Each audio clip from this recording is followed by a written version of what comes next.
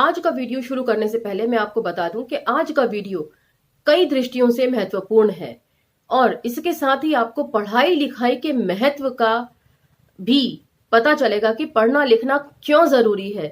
पढ़ने लिखने से किस तरह हमारा दिमाग खुलता है, विचारों का आदान प्रदान होता है, जिससे सोचने समझने के नजरिए में फर्क आता है।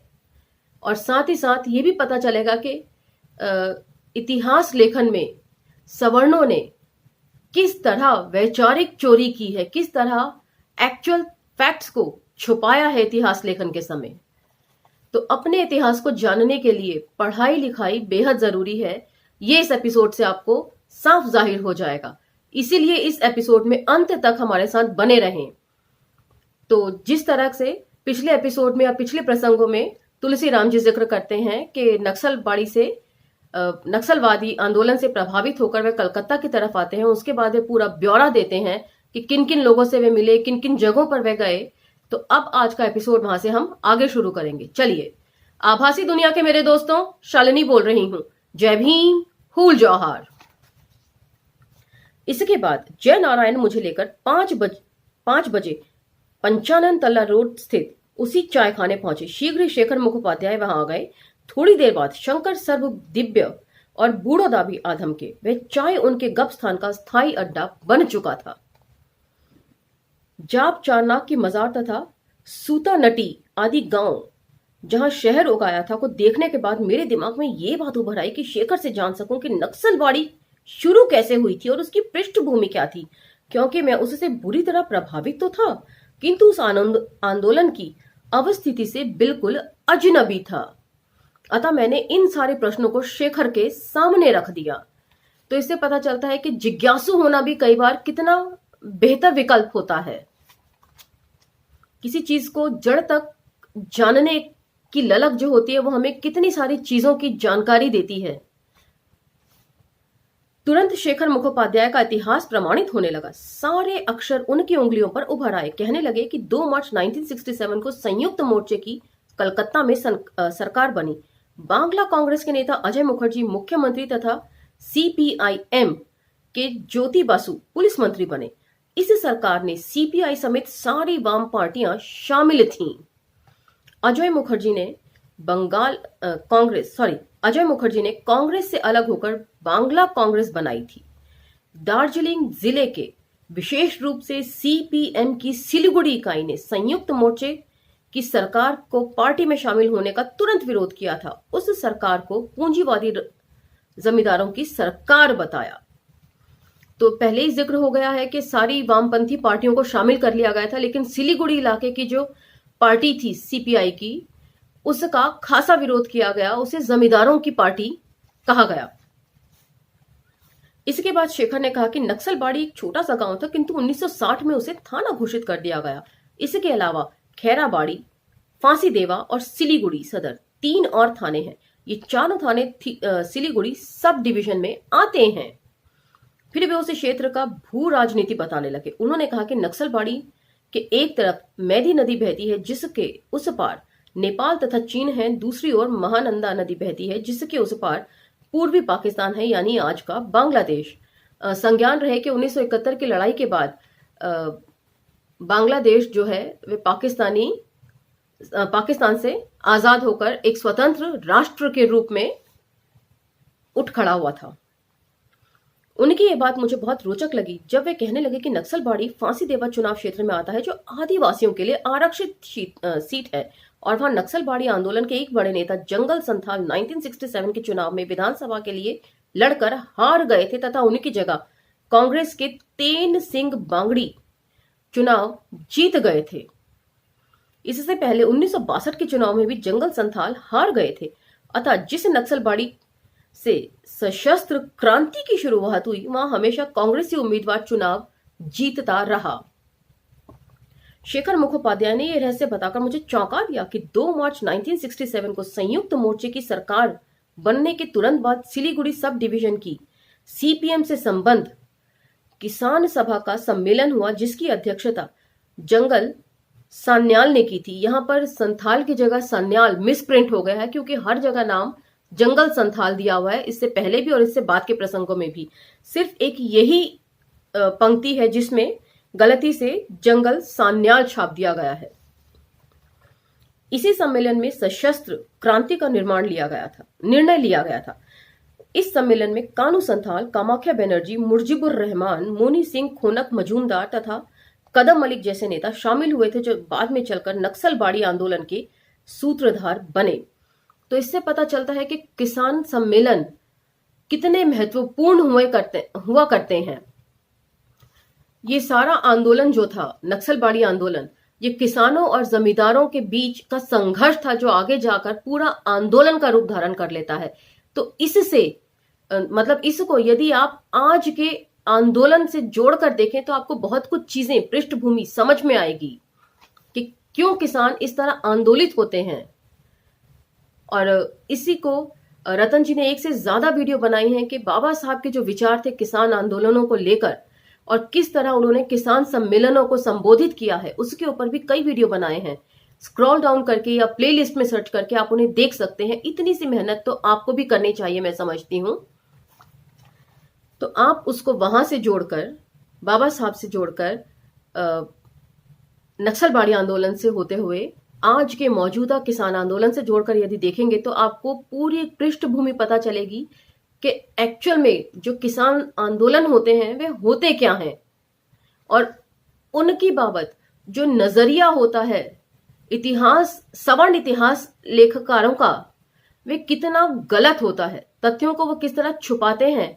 चौरी चौरा पर बने एपिसोड्स इस मामले में बेहद महत्वपूर्ण रोशनी डालते हैं कि किस प्रकार किसानों और जमींदारों के संघर्ष को पूरा चौरी चौरा घटना बनाकर गलत तरीके से प्रस्तुत किया गया है। वहां पर मरने वाले सारे लोग किसान थे और मतलब लोअर कैडर के लोग थे जितने भी थे। तो उनको यदि आप सुनेंगे उन वीडियोस को तो आप विचारों से और ज्यादा सक्षम हो सकेंगे और मौजूदा राजनीति या जो एक्चुअल फैक्ट्स हैं उसके बारे में आपकी सोच और ज्यादा खुलती चली जाएगी। तो एक बार उन्हें जरूर सुने। चलिए लौटते हैं दोबारा। उन्होंने साफ किया कि इस सम्मेलन के बाद नक्सलबाड़ी क्षेत्र में छिटपुट संघर्ष किसानों और जमींदारों के बीच शुरू हो गया, किंतु असली समस्या उस समय आई जब बंगाल कांग्रेस का आदिवासी नेता ईश्वर तिर्की, जो जंगल संथाल के विरुद्ध 1967 का चुनाव लड़कर हार चुका था, उसने बुगुल नामक एक आदिवासी किसान की धान की फसल को हड़प लेना चाहा। बुगुल ने अपना विरोध प्रकट किया, जिसके बाद ईश्वर तिर्की ने उस पर हमला बोल दिया। परिणाम स्वरूप सीपीएम के स्थानीय नेता तीर कमान से सुसज्जित आदिवासियों को जमींदारों पर हमला करने के लिए उकसाने लगे।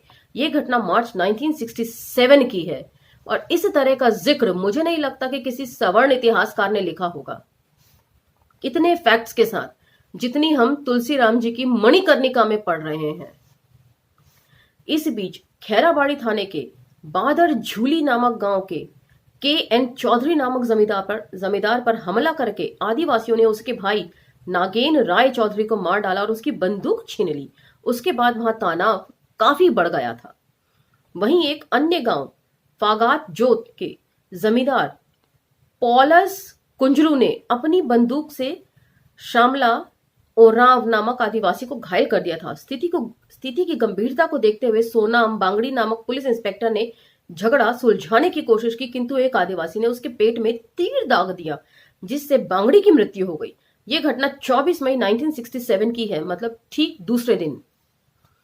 इसके बाद 25 मई को अगला ऐतिहासिक दिन आया जब तीर कमानों, भाला, गणासा आदि हथियारों से लैस होकर आदिवासियों ने प्रसाद जोत नामक गांव से एक खूंखार जुलूस निकाला और ये सभी आदिवासी अमूमन किसान थे। यह जुलूस नक्सलबाड़ी थाने की ओर बढ़ रहा था। इस जुलूस को सब डिवीजन ऑफिसर दीपक घोष ने रोकने की कोशिश की, तभी एक वैसा ही जुलूस पीछे से आता दिखाई दिया। घबराकर दीपक घोष ने गोली चलाने का आदेश दे दिया, जिससे एक आदमी, 2 बच्चे तथा 7 महिलाएं मारी गईं। वे सभी आदिवासी थी, किंतु तुरंत बाद ये हथियारबंद विद्रोह नक्सलबाड़ी के अलावा खैराबाड़ी तथा फांसीदेवा थाने में भी भड़क उठा, जिसका शुरुआती नेतृत्व कानू सान्याल, चारू मजूमदार, जंगल संथाल एवं खोकन मजूमदार जैसे सीपीएम के नेता कर रहे थे। यही थी नक्सलबाड़ी आंदोलन की ऐतिहासिक शुरुआत, जो शीघ्र ही भारत के अन्य हिस्सों में फैल गया। इस घटना के ठीक 35 दिन बाद 28 जून 1967 को नक्सलबाड़ी की घटना का पूरा ब्यौरा पेकिंग रेडियो पर हिंदी में प्रसारित किया गया था। इसके बाद 5 जुलाई 1967 को चीनी कम्युनिस्ट पार्टी के अखबार पीपल्स डेली का संपादकीय शीर्षक था spring thunder breaks over India, यानी भारत की धरती पर बसंती सिंहनाद का धमाका। तो इसी से शीर्षक बना है नक्सलबाड़ी की बसंती दहाड़। इस तरह इस बसंती दहाड़ के साथ ही नक्सलबाड़ी गांव अंतरराष्ट्रीय पटल पर छा गया। अंत में शेखर मुखोपाध्याय ने मुस्कुराते हुए कहा कि कॉमरेड, यही है नक्सलबाड़ी। करीब 1.5 घंटे तक उस चाय खाने में शेखर मुखोपाध्याय एक सच्चे प्रोफेसर की तरह मेरा क्लास लेते रहे और मैं बीच बीच में एक कागज पर तमाम संज्ञा सर्वनाम तथा दिन तारीखों को नोट करता रहा। इससे पता चलता है कि उनमें चीजों को जानने की और उसको हमेशा अपने पास एविडेंस के तौर पर रखने की कितनी आदत थी। लेकिन मैं फिर भी समझती हूं कि लिखना, नोट करना चीजों को उतना जरूरी नहीं है जितना जरूरी उसे संजो कर रखना है। डेट दी हुई है 1967 की साल, और जब ये पुस्तक छपकर आई वो था साल 2014, यानी कि तकरीबन 47 इयर्स बाद।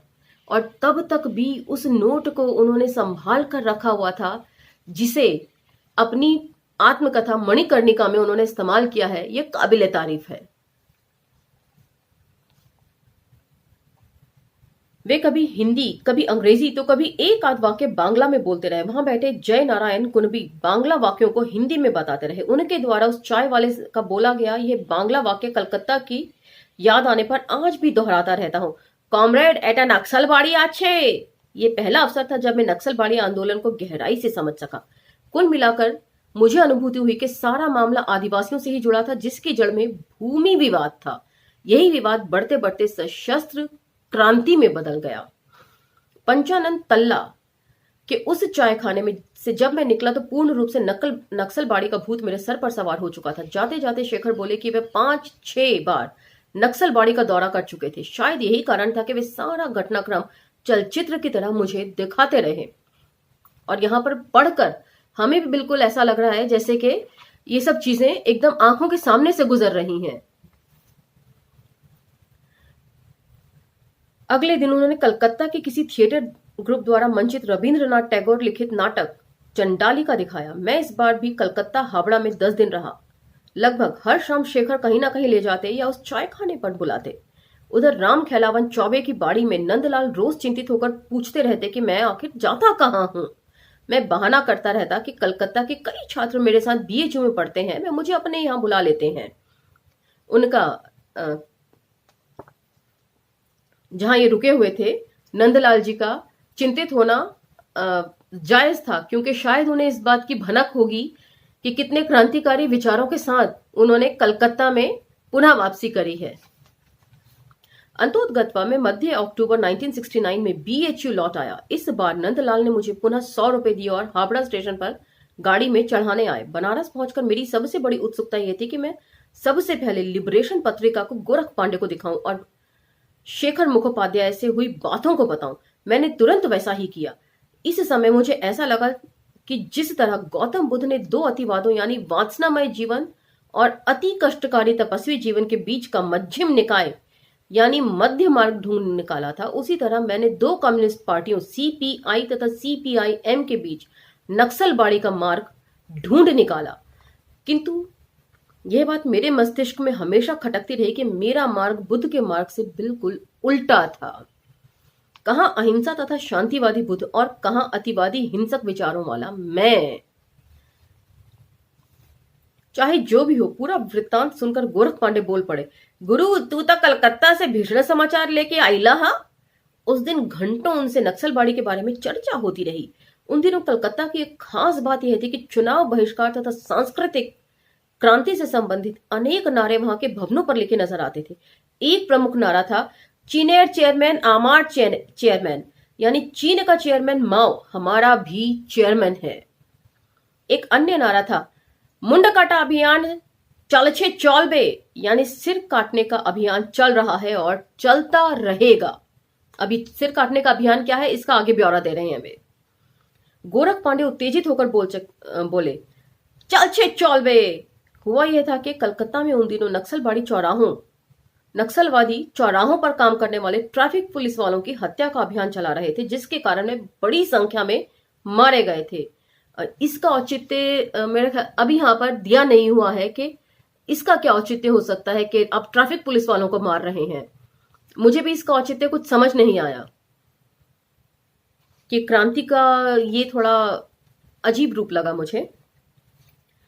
दूसरी तरफ सांस्कृतिक क्रांति के अभियान के तहत वे बुर्जुआ नेताओं जैसे जवाहरलाल नेहरू, गांधी, सुभाष चंद्र बोस जैसे नेताओं की मूर्तियां तोड़ रहे थे। ये तो फिर भी समझ में आता है। अनेक पुस्तकालय भी जलाए जा रहे थे, ये भी मुझे समझ नहीं आता। उनके प्रभावों में हजारों की संख्या में छात्र कॉलेजों का बहिष्कार कर रहे थे। मैंने शेखर मुखोपाध्याय से सांस्कृतिक क्रांति के बारे में जरा भी चर्चा नहीं की। खास करके पुस्तकालयों को जलाना मुझे एकदम पसंद नहीं आता था। मेरी समझ यह थी कि पुस्तकालय भले ही बुर्जुआ हो, किंतु वे हमेशा ज्ञान का भंडार होते हैं। आखिर कार्ल मार्क्स ने भी तो बुर्जुआ पुस्तकालय ब्रिटिश म्यूजियम को पढ़कर दास कैपिटल लिखा था। तो यही बात मुझे भी लगती है कि पुस्तकालयों को जलाना सही नहीं है। इतिहास लेखन में कहां कितनी चोरी हुई है, ये बात आपको तभी पता चल सकती है जब आप उस इतिहास को जांचें, परखें, उसे पढ़ें। और जांचने परखने के लिए जाहिर है पढ़ना तो पड़ेगा ही। इसलिए पुस्तकालयों का जलाया जाना मुझे समझ में नहीं आता। और यहां पर संदर्भों में कार्ल मार्क्स को दिया है तुलसीराम जी ने, जो बिल्कुल फिट बैठता है उदाहरण के तौर पर, कि ब्रिटिश म्यूजियम जो पुस्तकालय है वहां बैठकर ही तो उन्होंने पूरी क्रांति की शुरुआत करी। वे समझ सके कि कहां क्या गलत हो रहा है और मौजूदा हालात क्या हैं। तो इसीलिए ये मुझे भी गलत लगता है पुस्तकालयों को जलाया जाना। तो इसके साथ ही हम आज का यह अति महत्वपूर्ण एपिसोड यहीं विराम देते हैं। अगले एपिसोड में इसी तरह के महत्वपूर्ण तथ्यों के साथ मैं फिर हाजिर हो जाऊंगी। तब तक लाइक, शेयर, सब्सक्राइब करना ना भूलें और कमेंट सेक्शन में अपने महत्वपूर्ण टिप्पणियां देना भी ना भूलें, जिससे हमें यह पता चलता रहे कि हमारा प्रयास सही दिशा में बढ़ रहा है या नहीं। धन्यवाद।